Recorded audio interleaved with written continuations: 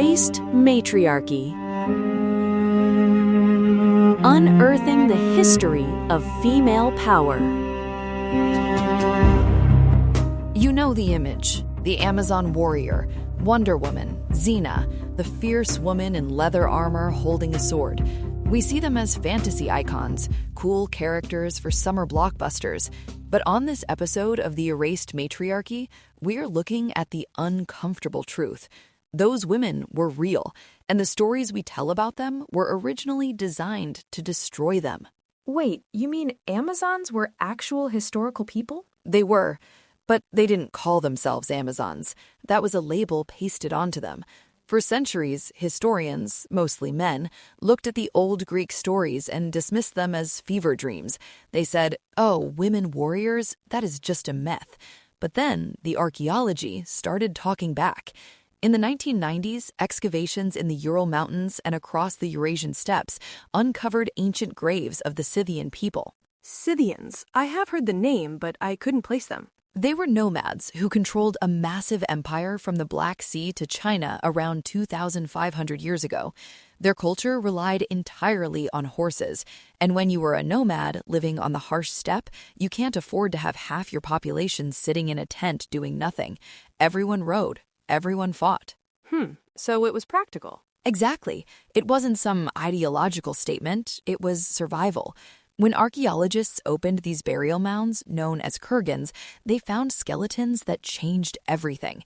For a long time, if a skeleton was buried with a sword or a spear, researchers just assumed it was male.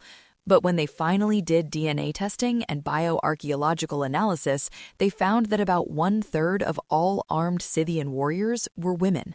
1/3? That is huge. It is undeniable, and these weren't ceremonial weapons. The bones tell the story.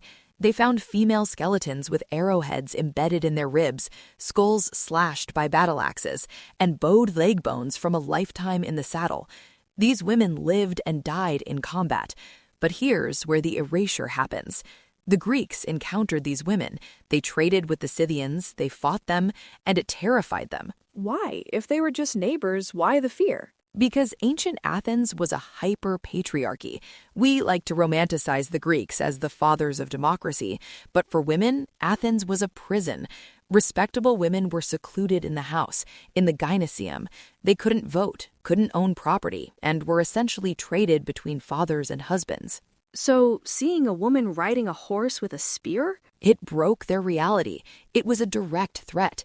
If biology determined that women were weak and needed to be controlled, then the Scythian women proved that the Greek system was a lie. So the Greeks couldn't admit these were just normal women adapting to their environment. They had to turn them into monsters. They invented the Amazon. So the myth was a defense mechanism. Precisely. They spun these wild tales. They claimed Amazons cut off one breast to shoot better, which is physically nonsense, and disproven by the art, by the way. They painted them as wild, man-hating barbarians who threatened civilization, and they used art as propaganda. If you look at Greek pottery from the 5th century BC, there are thousands of images of Amazons fighting Greek heroes. I have seen those on vases in museums. Next time you look, notice who is winning. In almost every single image, the Amazon is being killed. She's stabbed by Hercules, trampled by Theseus, or dragged by her hair.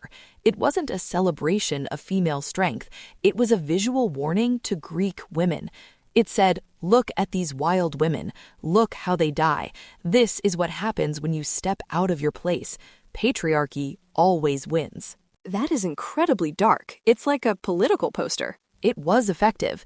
It erased the reality of the Scythian egalitarian society and replaced it with a story where female power is an aberration that must be tamed. We still carry that baggage. When we see strong women in media today, we often still frame them as exotic or dangerous, something that needs to be exceptional to exist. The Scythians proved that equality wasn't a fantasy. The fantasy was the Greek idea that women were born to be subservient. Ignite your muse with drops of inspiration. Search Muse Drops.